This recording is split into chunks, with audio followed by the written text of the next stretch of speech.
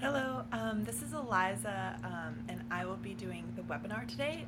I just want to check and make sure that the visual and audio is working for everyone who is here so far.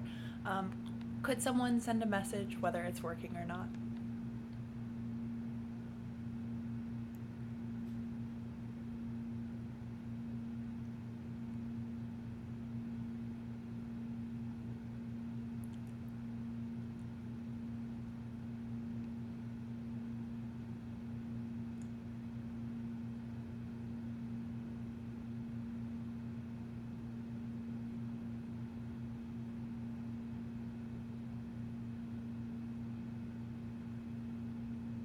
Great.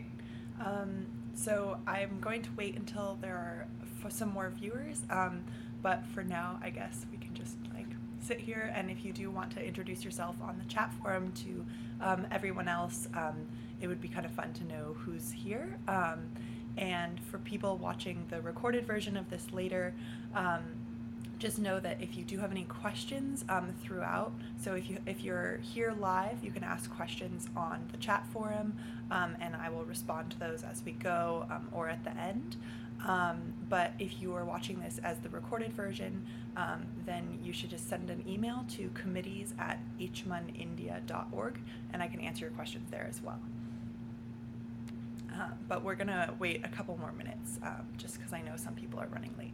Thank you.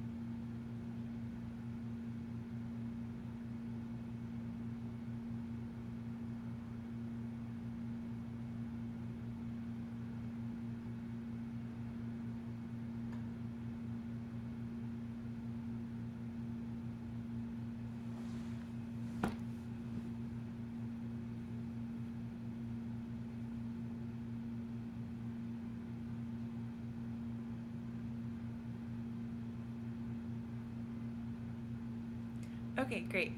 So for those of you just joining us, this is the Holistic Judging and Awards at HMUN India webinar for HMUN India 2017. My name's Eliza. I'm the Undersecretary General of Committees for HMUN India, and I'm also the Director of the World Health Organization this year. So you can send me kind of any sort of questions throughout this, because I do have like a pretty broad width of knowledge, and you can also send me an email afterwards if you have any questions that you wish to follow up with not in the chat. And the best email for me is committees@hmunindia.org. Before we start, I just want to let everyone know that if there are any technical issues, please send a message via the chat, and we can make sure that we can try to fix that. If for some reason there is like a major technical issue, I will make sure that I record the remainder of the video and upload it onto the website. In addition, I just want to remind all delegates that you should really think about preparation for HMUN India kind of in a bunch of different parts. You definitely want to focus on reading the background guide thoroughly for your committee, making sure you understand the substance of your committee and understand what your director is looking for. You can also go to hmunindia.org and look at our preparation tab, which has lots of kind of general information about Model UN, as well as our webinar schedule, because there are many other webinars running. Some of them have already happened and they're recorded and uploaded onto YouTube, and some of the other ones are yet to come, so just make sure to check that schedule for any webinars. In terms of preparation, it's also always good to do some preparation on your own and think about what your country or position, if you're in the specialized agencies or the World Social Forum, would have in looking at the topic that you guys are assigned. So you always want to make sure that you're coming into committee as prepared as possible. But the purpose of this webinar is really to talk about how judging and awards work at HMUN India. So judging and awards at HMUN India is a little bit different from some of the Model UN conferences that you may have been to in the past. And essentially the focus of what we want to do at HMUN India is make sure that, unlike some of the other conferences, we're not focused on the competition aspect of Model UN, in that we're not trying to make it so that one delegate comes out on top, so that one person wins committee, or that one country, like their policy becomes the policy for everyone, because that is not what the United Nations is about. And as we are a Model United Nations conference, we want to make sure that we are following what the United Nations strives to do. So the United Nations, as I'm sure you all know, came into being after World War II, and the goal was to really foster international diplomacy and make sure that people were working together, and countries around the world were working together to provide solutions that worked for everyone. So kind of what this breaks down to, I'm going to, throughout this webinar, I'm going to go through the different parts of committee. I'm going to talk about kind of how you work on collaboration. And the reason we want to focus on collaboration is partially because the United Nations stands for negotiation, collaboration, diplomacy, making sure everyone's working together, but also because HMUN India is a conference focused on the goals of the United Nations. Ultimately, that's how awards will be decided. So when we go into the process of deciding awards, your director and assistant directors will all sit down together, and they will be discussing everyone's performance throughout committee. Performance includes everything from making speeches to what you've written, whether it be working papers, draft resolutions. In the specialized agencies, those can be directives. And they also are really looking at how you interact with other delegates.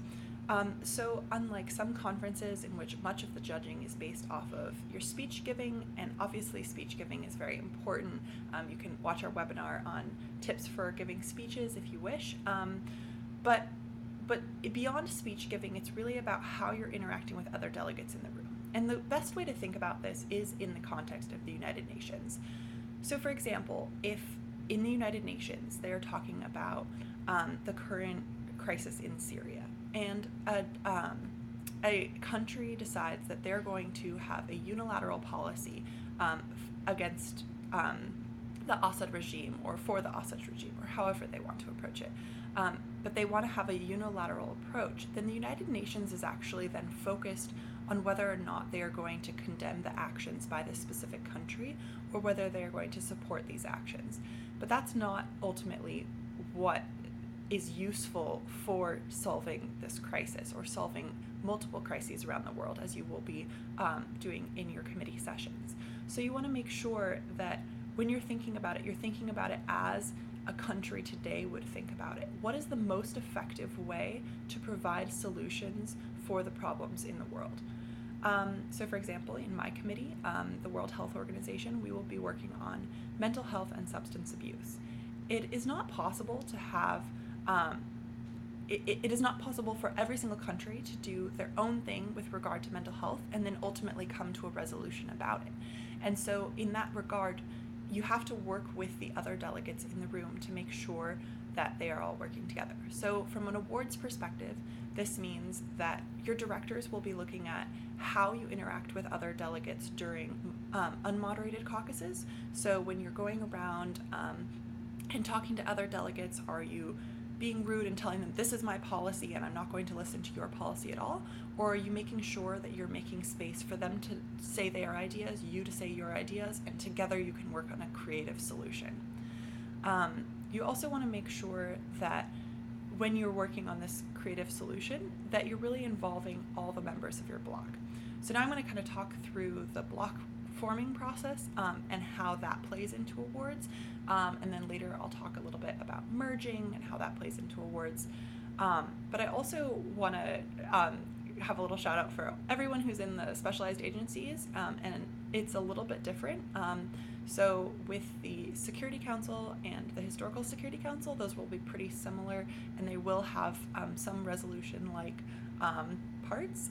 However, for the Committee on Iraq, that will be a very different format with directives, and I definitely suggest that you watch the webinar about how the specialized agencies are run, because the formatting will be very different.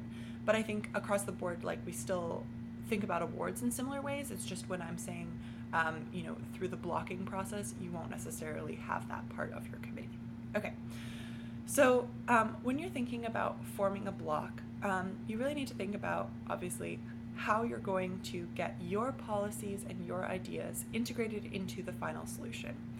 And from a director's perspective, when we're looking at how the block forming process works, so generally this is over the first 2-ish days, we're looking at who is really reaching out to other delegates and making sure that they can form a position that matches their country position, but also a really strong position to present to the international community.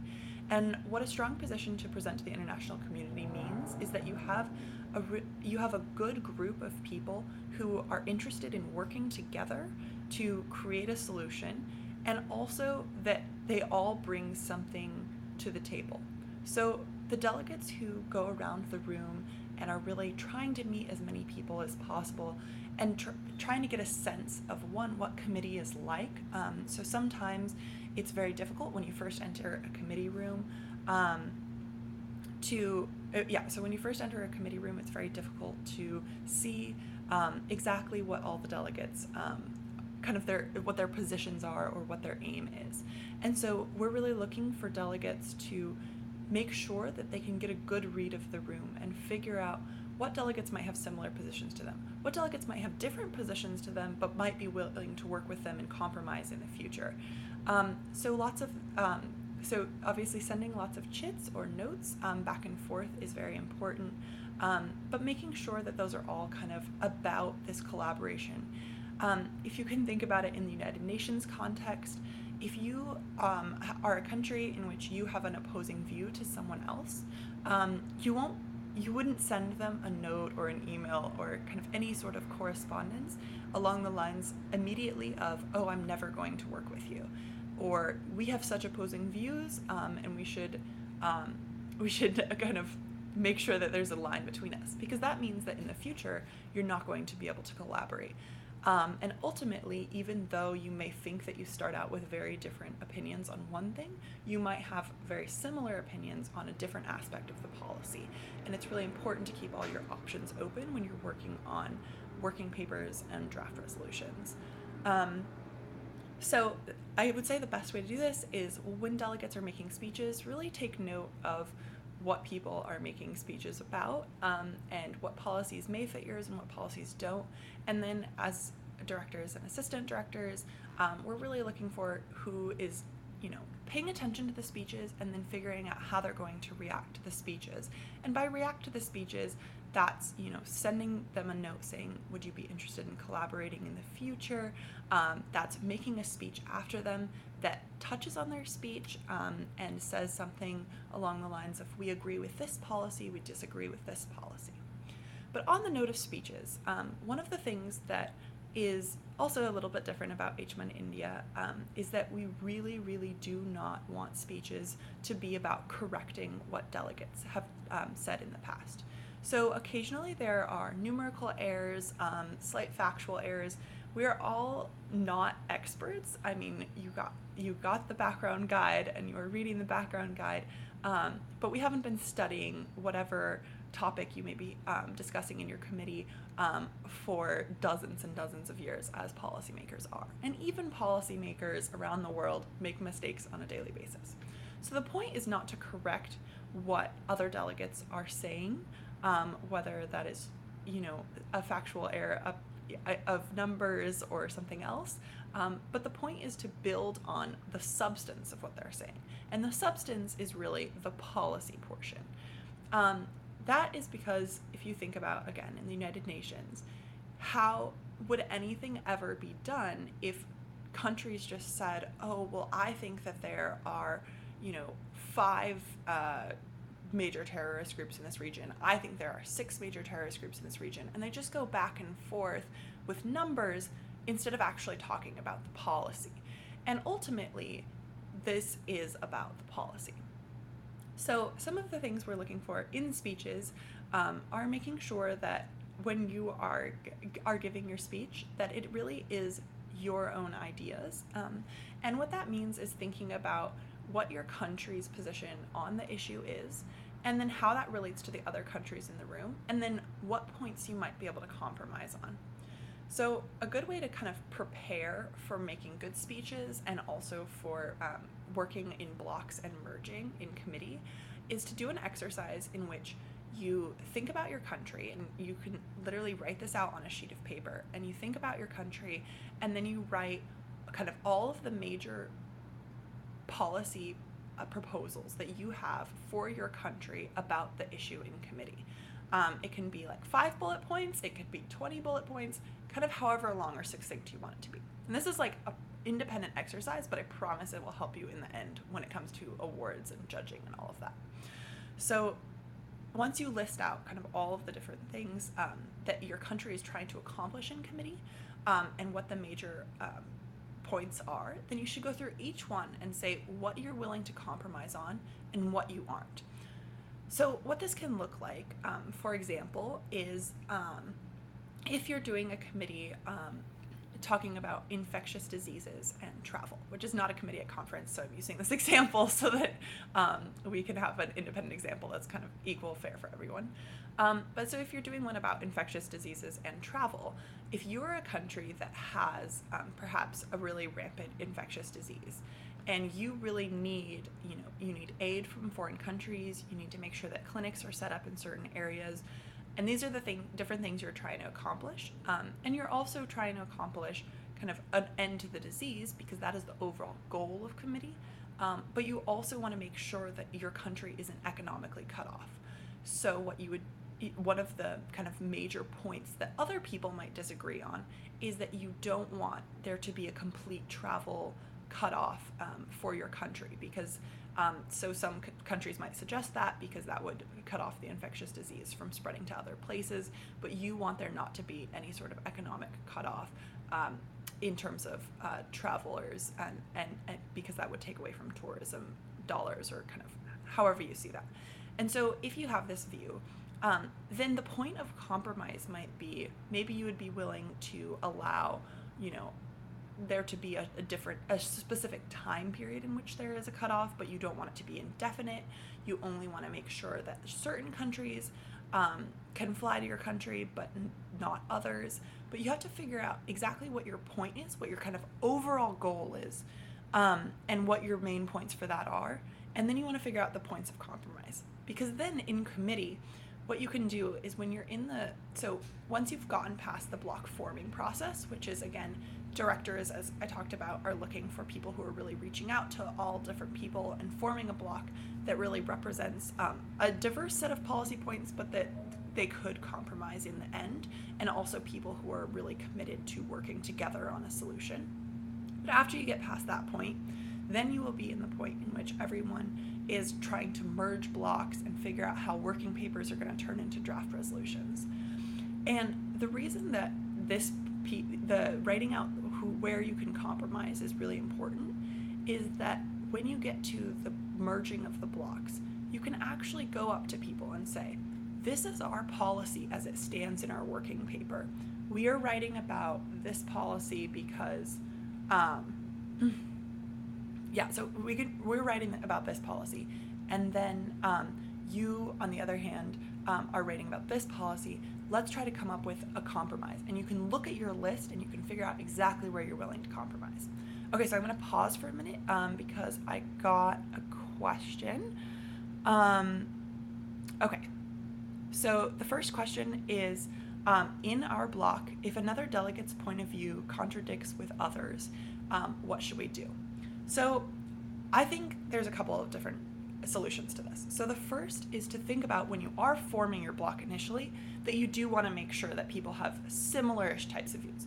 For example, you could have a block that has, you can have a block that has countries that have kind of a general set of diverse views, but if one country strongly, for example, let's go back to Syria. If one country wants to support Assad no matter what, and another country does not want to support Assad no matter what and wants to end the regime, those two countries probably shouldn't be in a block together because they have such different views. But if they're talking about providing foreign aid in the region, right, and they're not actually talking about the individual the conflict, they're talking about how to provide humanitarian aid, then those two countries could be in a block because the focus of the argument is not on what they majorly disagree on. So if you're in a block in which another delegate's point of view contradicts with your own or a group of you want to make sure that first you clearly make sure what their point of view is. So that is, in an unmoderated caucus, or if you step outside of committee or between committee sessions, you really want to say, so my country's policy is this. What is your country's policy? You let them explain their country's policy. And then you say, I really don't know if we can compromise on this piece of your policy, but we might be able to compromise on this piece. Because ultimately, if you're in the same block, you will be writing a working paper together. So you need to make sure that what your point of view contradicts on is not something that is the key point in your working paper. It can be a side point. It can be something in which maybe there's a subclause on it somewhere. Sorry, one second. You can make sure that there's there can be a subclause on it somewhere, and the way you can decide that ultimately is well, I'm willing to compromise here, so maybe you let their position be the position for one subclause, and then your position gets to be one for a different subclause. Obviously, you have to make sure that those don't contradict within the working paper around the same subject, but if you have several different points of contention, you can make sure that you compromise on different elements of them throughout the working paper. And if the delegate's point of view really contradicts in that they have a completely different point of view, I would say the best solution to that is, I think that our country views disagree so much that there's not really any way that we're going to be able to write a working paper together. How about you think about, reaching out to this block, because even if that's not going to add to your block in the end, the fact that you've helped that delegate find a new block, if they do really need a new block. Obviously, this isn't kicking someone out, but if their position just clearly isn't going to fit, helping them find a new block is going to show to your directors that you ultimately care about the overall goals of committee. Because everyone enters committee with their individual goals, which is what they want their country to accomplish, and they enter committee with what the committee goals are. The committee goals are generally outlined by your director in the background guide. You can also send them emails. They'll also explain at the beginning of committee. And those kind of general goals of, we want to make sure that we have an international compromise on whatever the topic is, that when you're helping a delegate find another block, you're actually making it so that there are stronger negotiating powers within the room, and that in the end you can have a better discussion and stronger negotiation, and so you can make sure that there is compromise. So hopefully that answered your question. And from a director and assistant director point of view, we really are looking to make sure that delegates are reaching out to other delegates and making sure that everyone in the room finds a place in which they're like comfortable with their position, because then they can work together in the end for the stronger negotiations. Even if you disagree with someone completely, it's important to realize that their point of view is valuable, because if we're having a debate, if we're having we're presenting points or question and answer sessions on draft resolutions, and there's a debate in which one side is like very, very solid, and then the other side has these ideas and is not able to compromise on them, but hasn't been able to form a strong enough block in which they have like a clear enunciation of their ideas, then ultimately there's never going to be any negotiation or compromise, because one side will just like say no to everything because they don't feel like they can announce their own view. So you want to make sure that there's kind of, several like equal blocks is kind of the goal in committee, and you don't obviously have to make everyone's block for them, but it's valuable to you to make sure that all of the delegates who initially want to join your block end up with a place, whether they're in your block or not. Okay, let's see.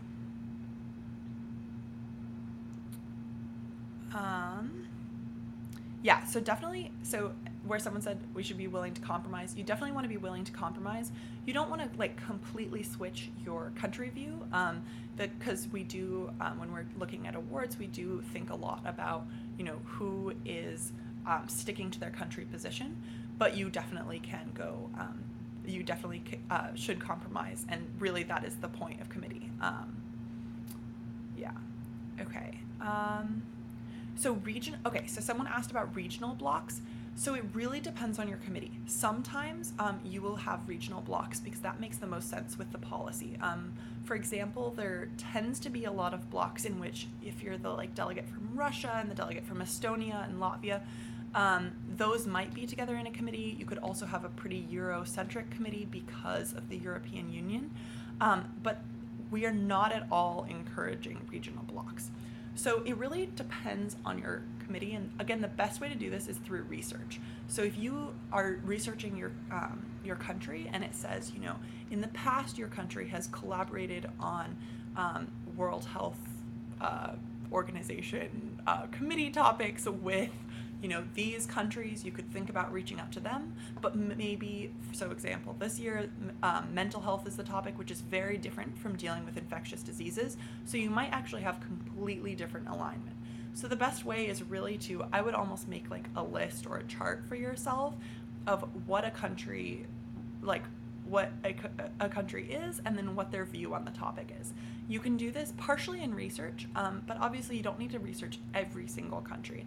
I think the best way to do this is on the first day, when everyone's kind of making their initial speeches, is you write down the countries that are speaking, and then you write out kind of what the policy that they outlined in their speech is, because then you have a reference for who has similar policies to you and who has different policies.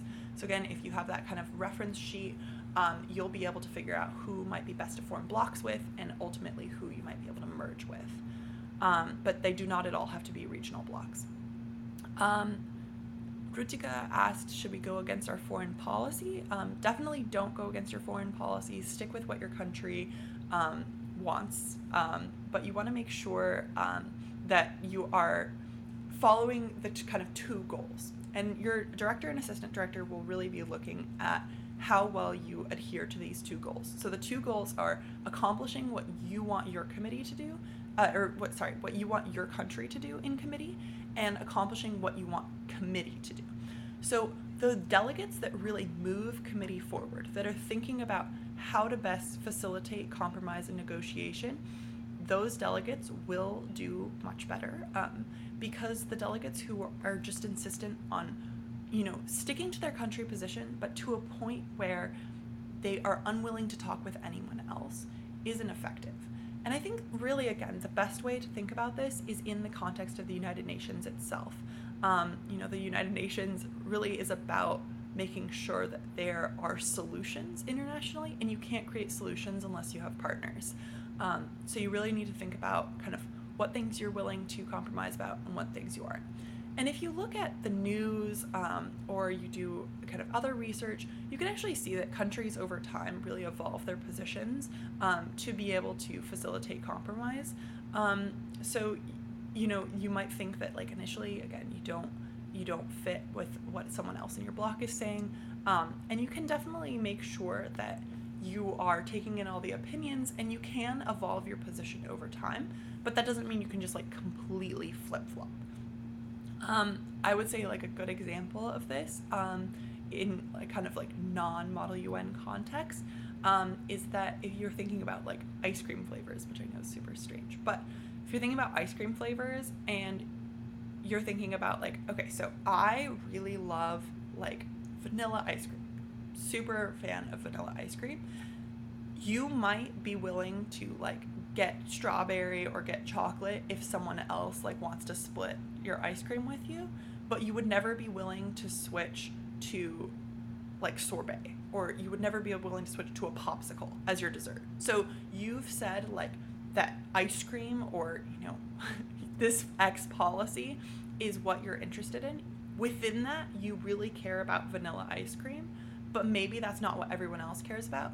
So you're really not able to, you're unwilling to flip to completely different side. You're not willing to not have ice cream for dessert, but you are willing to, have strawberry or chocolate or whatever. So I know that's, like, a kind of odd way about thinking about that, but if you think about kind of your general goals as a country, is the policy that you're compromising on something that is going to completely change what your country stands for? Probably don't switch to that. But if it's a policy that might just kind of shift little pieces, or might, maybe it'll require your country to provide a little bit more funding than you initially wanted to. But that's okay, because in the end, it's still doing what you wanted to accomplish with human trafficking. Kind of however that works. Okay, let's see. Sorry, I'm just going to scroll through and look, see if there's any more questions.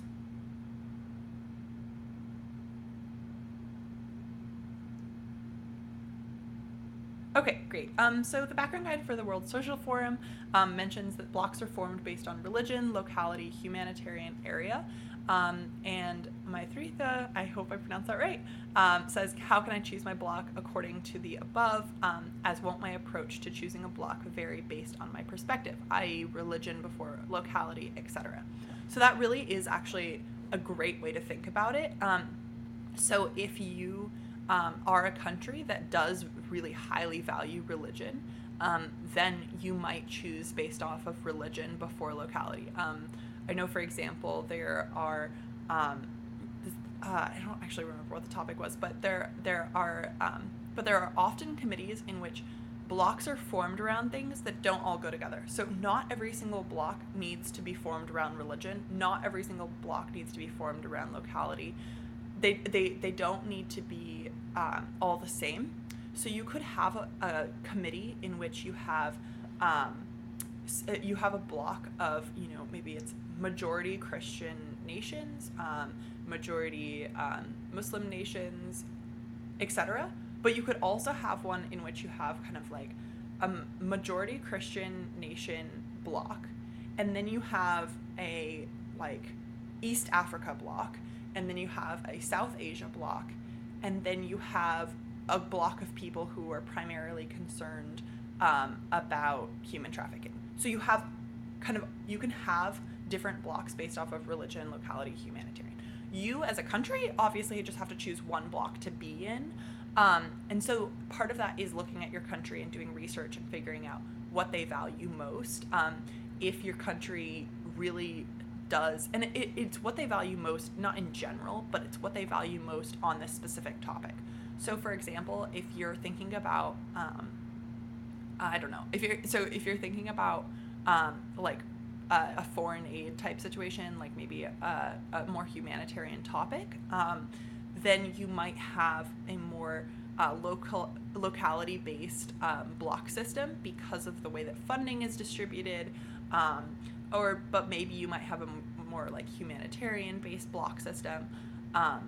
But then if you have a topic or you have a country that cares really, really strongly about religion, and maybe the topic is, for example, if the topic were like abortion, and your country was like a very strictly Christian nation, then you would probably take a kind of religious block approach.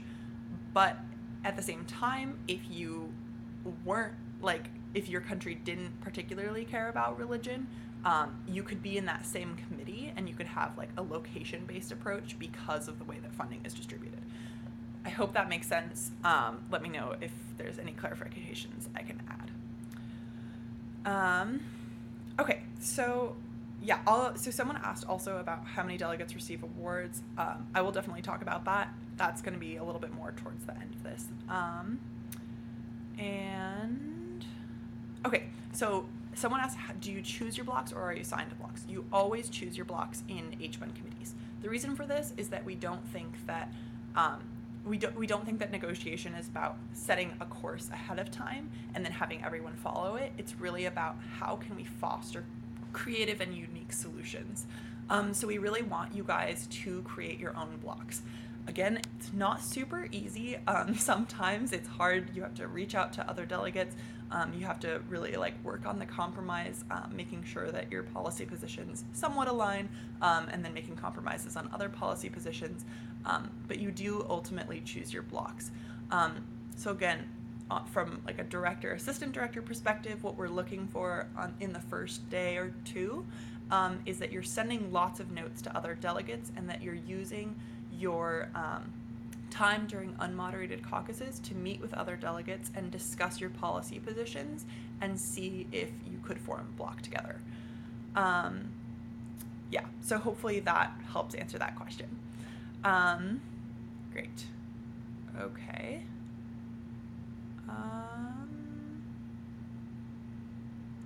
Okay, yeah, and so, yeah,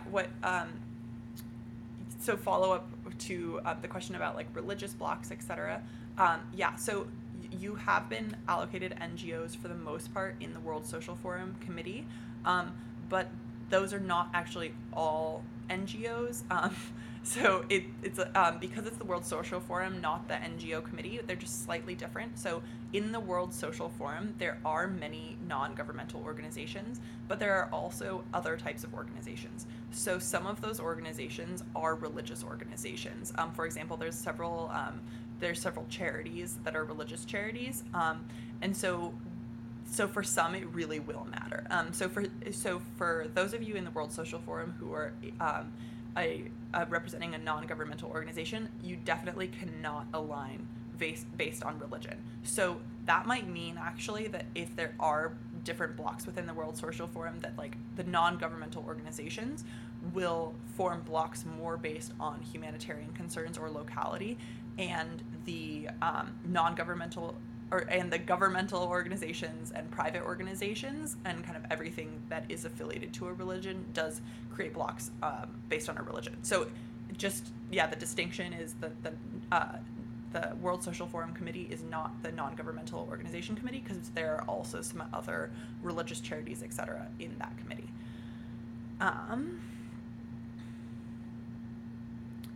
Okay. Someone says, what if countries I form a bloc with have disputes with my country but agree with my country on this agenda? Is that fine? Yeah, that's actually a really good point. So I would say a good example of this is India and Pakistan do not particularly have very strong relations at the moment, kind of on an overall diplomatic view. But at the same time, there are certain, especially when it comes to like privacy acts, but there are other topics as well in which they do agree. So what this means is that as a representative from your country, you do need to keep in mind that there might be kind of overall diplomatic conflicts, but ultimately you're in the committee to focus on the topic of the committee. You're not in any way like the president of your country, so you don't have to worry about it being kind of just an odd diplomatic situation, because you are kind of the ambassador focused on the specific topic you are, right? Within the United Nations, the people in the World Health Organization are generally, health professionals of some sort who have gained a diplomatic position within their country. And so they really are focused on like the health issues. So you can definitely be in blocks together. You should definitely work together. I think the only thing I would like be careful of is making sure that the kind of major disagreement between your two countries isn't something that is going to cause the other person to in the end kind of like write clauses that are against your country, if that makes sense. But it really shouldn't be an issue as long as you agree on what the subject matter of your committee is. Great. Also, you guys are doing a great job like answering each other's questions as well, which I really appreciate. And I think that's a really good thing to do in committee as well. Sometimes it seems like you go into committee and there's like this competitive sphere and you really can't ask questions because if you do, like, you won't look like you're as prepared as anyone else or something like that.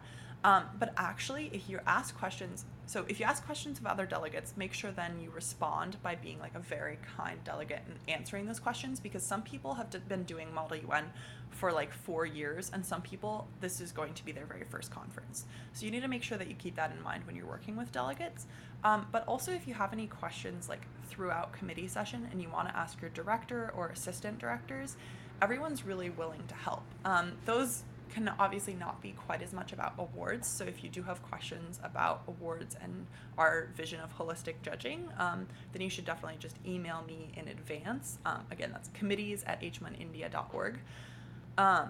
But I do really appreciate that you guys are answering each other's questions. And I think that's kind of actually showing some of the collaborative aspect that we're really looking for in conference. So just make sure that you like are working together throughout conference.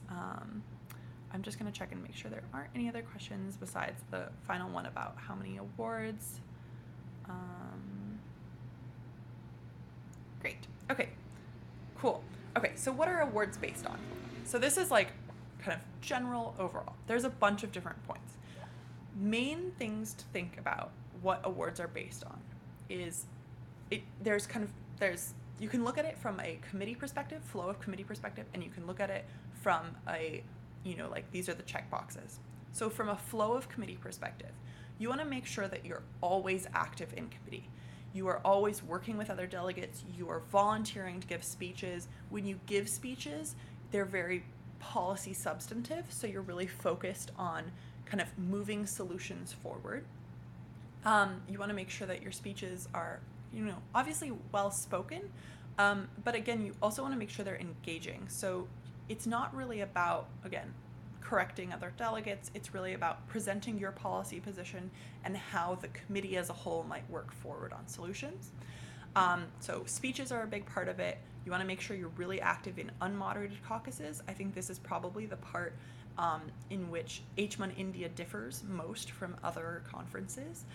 You want to make sure that during unmoderated caucuses, you are going around and talking to everyone. You are making sure, or, not talking to everyone necessarily, but that you are really like focused on how you can create solutions and how you can effectively use that time.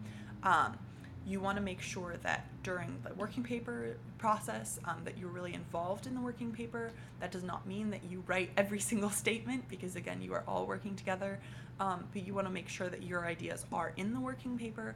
You want to make sure that when it comes to the merging process, so this is, where you have, perhaps you have 5 working papers and you're only allowed to have 3 draft resolutions in committee, so some of the blocks definitely have to merge with one another.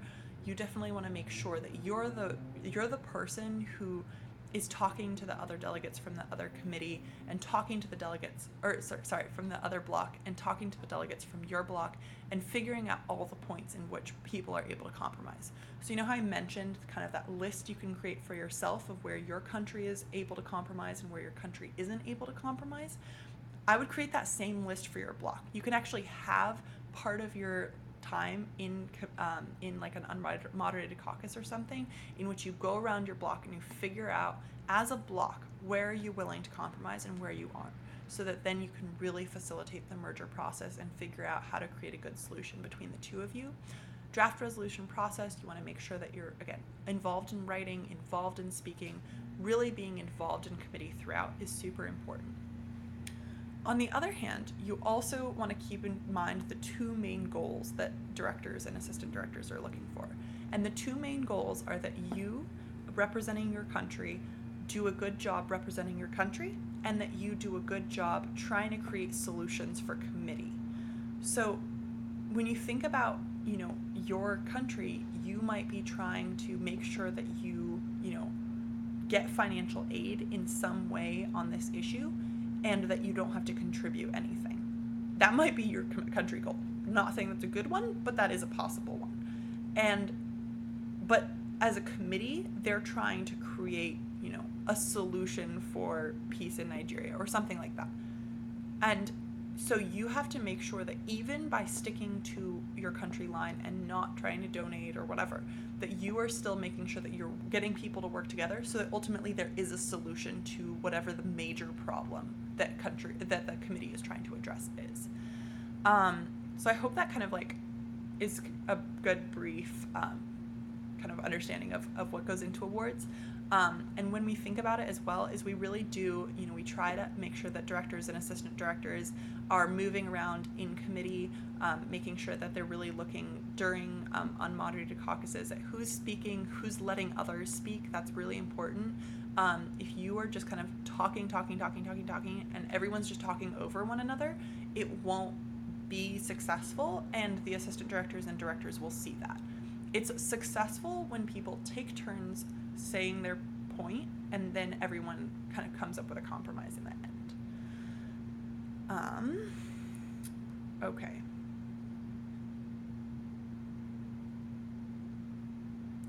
Yeah, so whoever Six Lollipops is did an extremely good job of explaining the kind of difference between dominating and being diplomatic.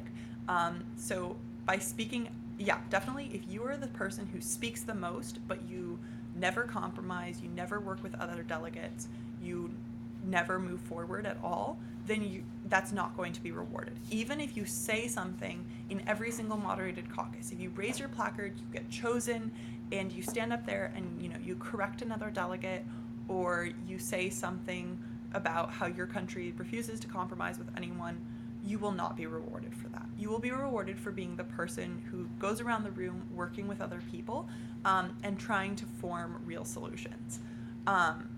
So again, I think a really good way to think about this is the kind of like compromise chart, making sure you're figuring out where you're willing to compromise, where you're not willing to compromise, and then making sure that that is seen in committee and that that is effective within committee.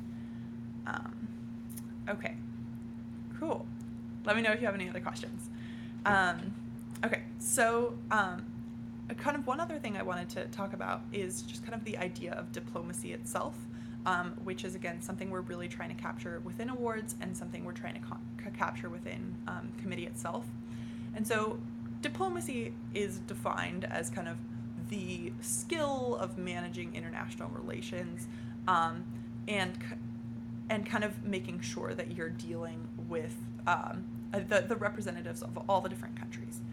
But the second definition from the dictionary that I used, which I think is like a really good definition to keep in mind, is that it's the art of dealing with people in a sensitive and effective way.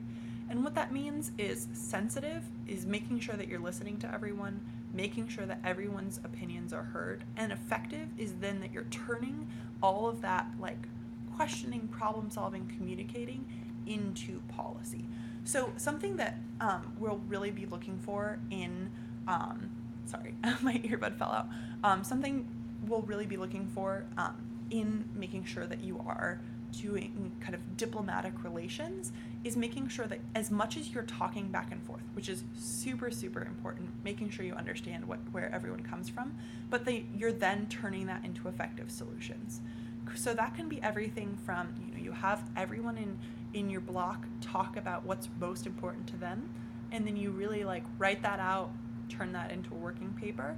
And again, we have webinars kind of talking more specifically about working papers and draft resolutions, but thinking about how you can turn the conversation aspect, which is really, really important, and that we as directors and assistant directors pay attention to for awards, but that you can then turn that into effective policy. So the way you turn that into effective policy is making sure not only that your policy is kind of outlined in your working paper or draft resolution, but you then have to defend that very well.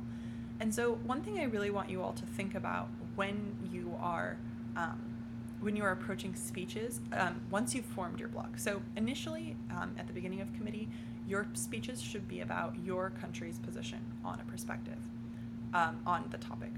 But later in committee, once you already have your block, you should be speaking for your block. The goal, and your block should all be working together.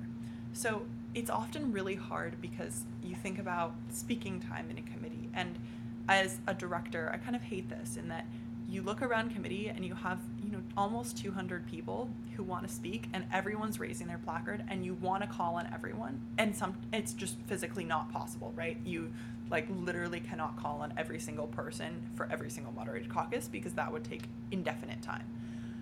So what you need to think about is when you do get speaking time, you're not only speaking for yourself, but you're trying to represent your entire block of people who want to speak. And the entire block of people will then represent you.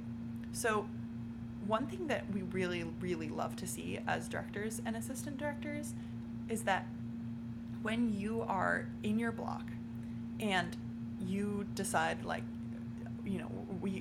or the director decides this person's going to speak, this person's going to speak, this person's going to speak, instead of standing up and saying, as the delegate of the United States, I really believe that X, Y, and Z, and we should move forward on X, Y, and Z, you can say something along the lines of, as the delegate of the United States and a representative of, and then you could have the name of your block, or you could list the other members of your block. But the way you are approaching that is, how am I representing my entire block, and how will they then represent me? And you're working together. So you should not think of speaking time. Once blocks are formed, speaking time should not be, oh, I got to speak, this person got to speak. It's really unfair that Burundi gets to speak more than Cameroon or whatever. It's more about someone in our block got to speak and we all contributed to that. So when someone in your block gets chosen to speak, you guys can give them ideas for what to say if you want, but you can also just trust that they will represent your block well, and then you can go up and represent your block as well. So I think really one of the most rewarding, best, amazing things to see is when there's a block of people who are working together so well that every single person who speaks is speaking as a representative of that block rather than as their individual country. And again, you can say what country you're from, but it's really, really good to know that a block is that cohesive. And even if you're in that block and you don't end up being the person who's chosen, we will recognize that the entire block kind of worked to get that person to speak. So for example, if you are in a block of 10 people and for some reason one person keeps getting called on, but then the rest of you are all here's what you should say, this is a really important policy point to get across about our block, you're really helping that person out in their speech and all working together on that speech, because it's not their speech, it's your block's speech. So if you're all working together on that speech, no matter who's speaking, I'll see that, and all the directors will see that as an indication that your block is triumphing and working really, really well together. Yeah, and also in terms of people who are working at asking about equal chance to everyone to speak, we work really, really hard on that. We like keep a list of everyone who's spoken, how many times they've spoken. We really try to make sure that everyone has the chance to speak in as equal of a manner as possible. But it is sometimes possible that like people will get called on a little bit more. Whether that's because people are out of the room or because they happen to raise their hand more, whatever that is, or their placard. But we really try to keep calling as fair and equal as possible. So, like, you don't have to worry about my example of like we always call on the same person. That will not happen. You will always make sure you'll get to a chance to speak because we try to make that as equal as possible. But what I'm just saying is like, even if there's like 5 people in your block and like the other 4 people have spoken and you didn't get a chance to speak, but you raised your placard every single time and everyone else, and you were like contributing to what everyone else said in, kind of handing them notes or whatever, like we will still recognize that. We will still see that. So obviously raise your placard, try to speak. We will try to give everyone an equal opportunity to speak. But it's really like your block is speaking when an individual from your block speaks. I also want to say that if you do have questions about equal speaking distribution, because it is really hard as a director to make sure that you are calling on people equally. So if you feel like there is a problem during committee, you should just send a note up to your director and let them know. And if the problem persists, again, just send them another note and I will be like reviewing all of those notes. And your director will be reviewing all of those notes and will be really like trying to make it as possible for everyone to speak, because really we do want everyone's opinions to be heard. So hopefully it will be good.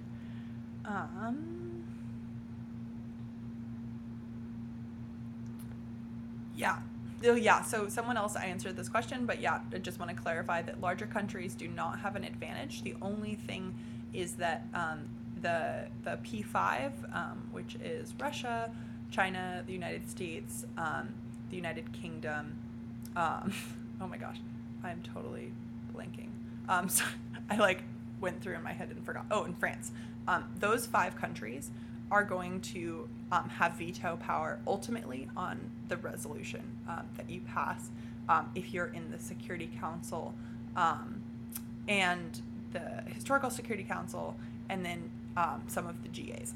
Your director will clarify whether or not your committee does have the P5 having veto power, but you should not take that into consideration like initially. Like when you're forming your blocks, when you're writing your working papers, your draft resolutions, that like they do not have more power in terms of speaking time, in terms of anything like that. They will have like ultimate veto power in some committees, but that does not at all mean that like they are more powerful in terms of like speaking or when it comes to awards, they definitely like don't have any extra power, if that makes sense.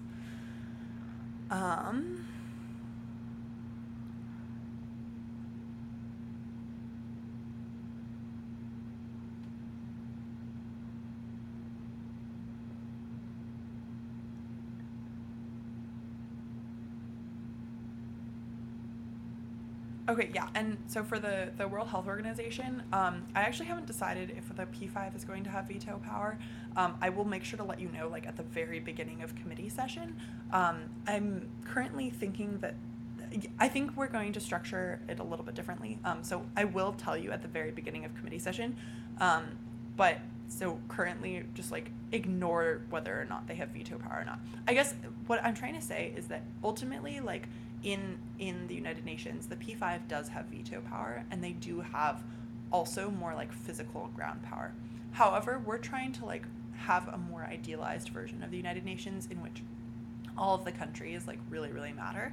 At the same time though, the P5 does serve an important purpose, that they do kind of like moderate and make sure that, if there's like a crazy dictator somewhere or whatever, that like that doesn't like negatively impact what's going on in the United Nations as much.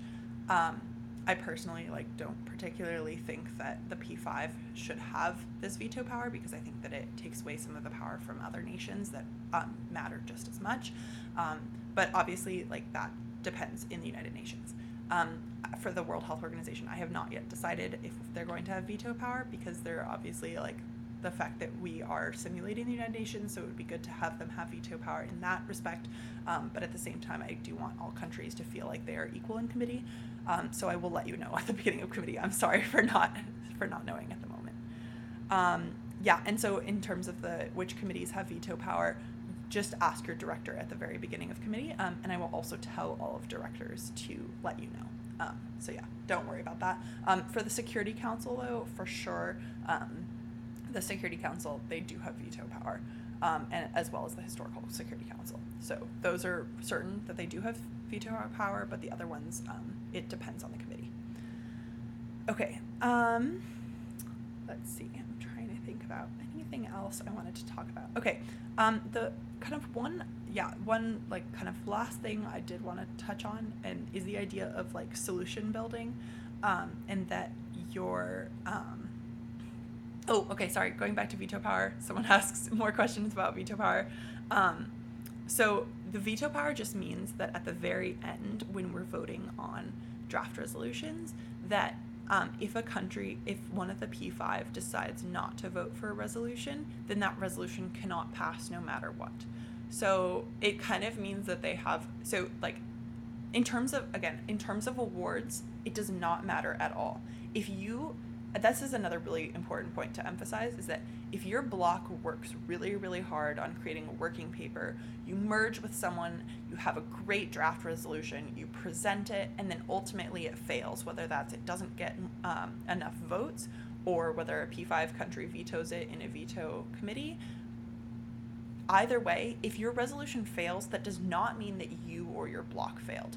We're trying to work for solutions. We're trying to make sure that solutions are reasonable.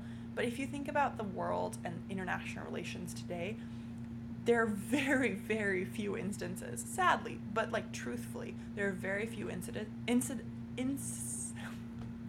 very few instances in which everyone works together and creates a like 100% across the board, everyone agrees solution, because countries do have different perspectives.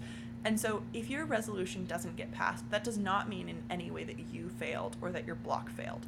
And it's more important to make sure that you and your block are working together, trying to create good solutions, and then trying to win over the rest of the committee. But if you don't win over the rest of the committee, like that is not going to make or break your awards.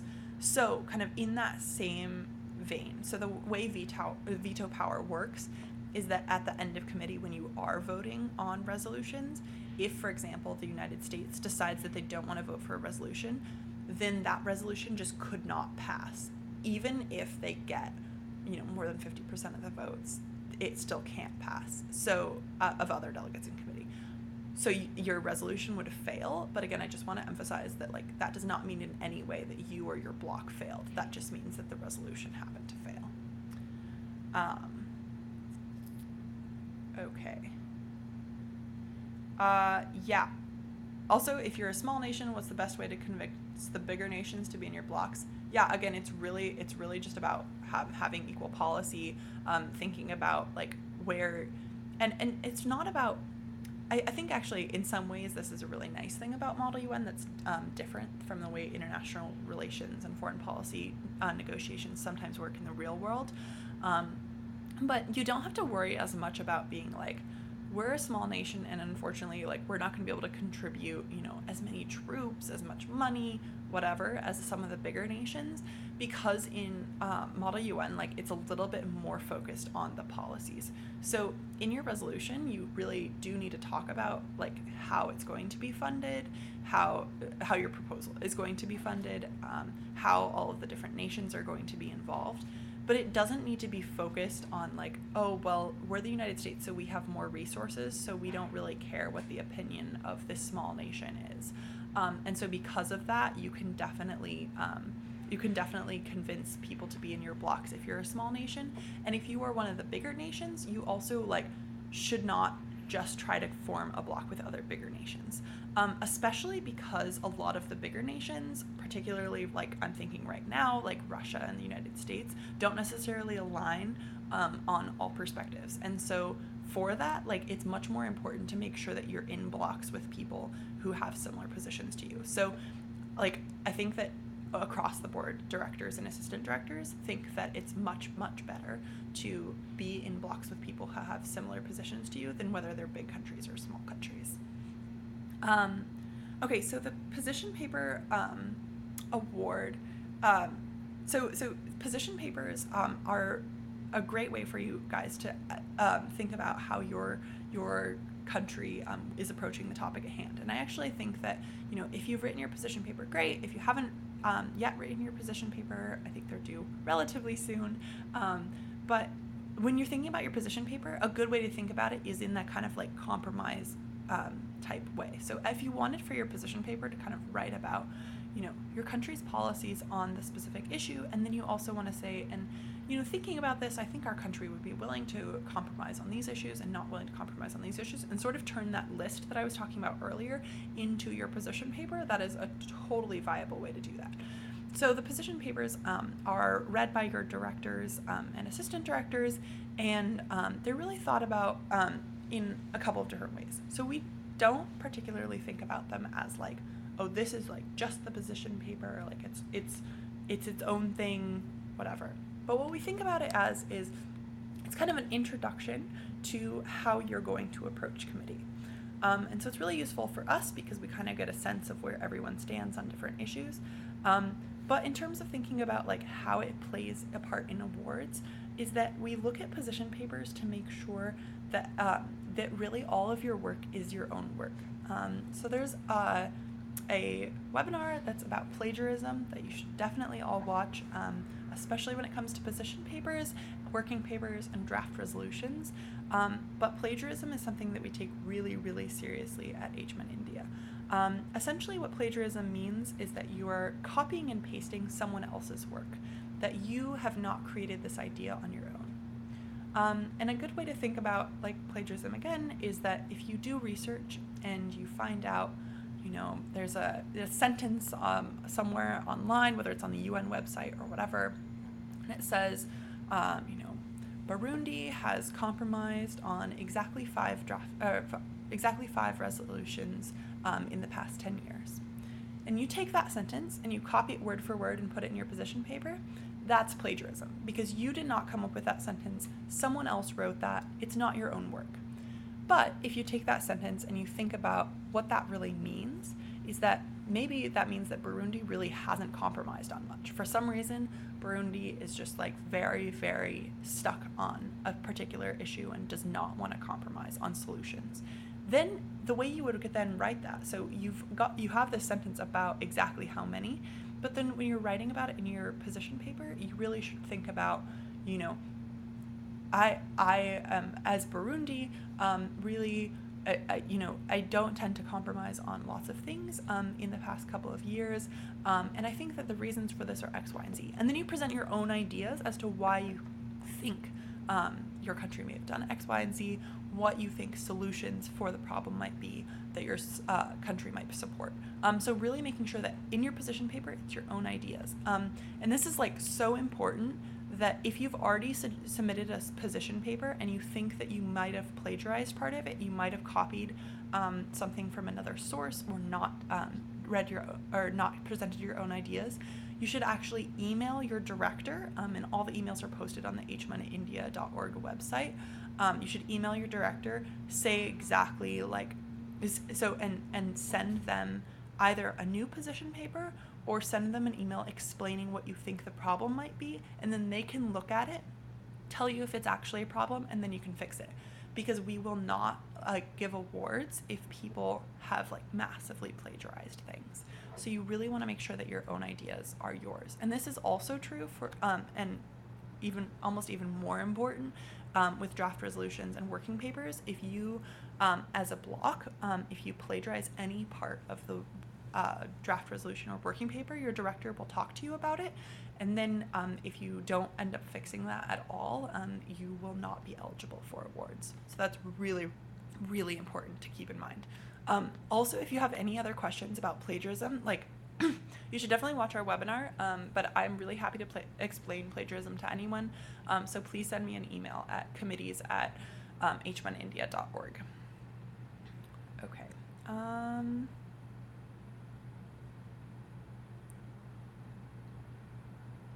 think. Great. Okay.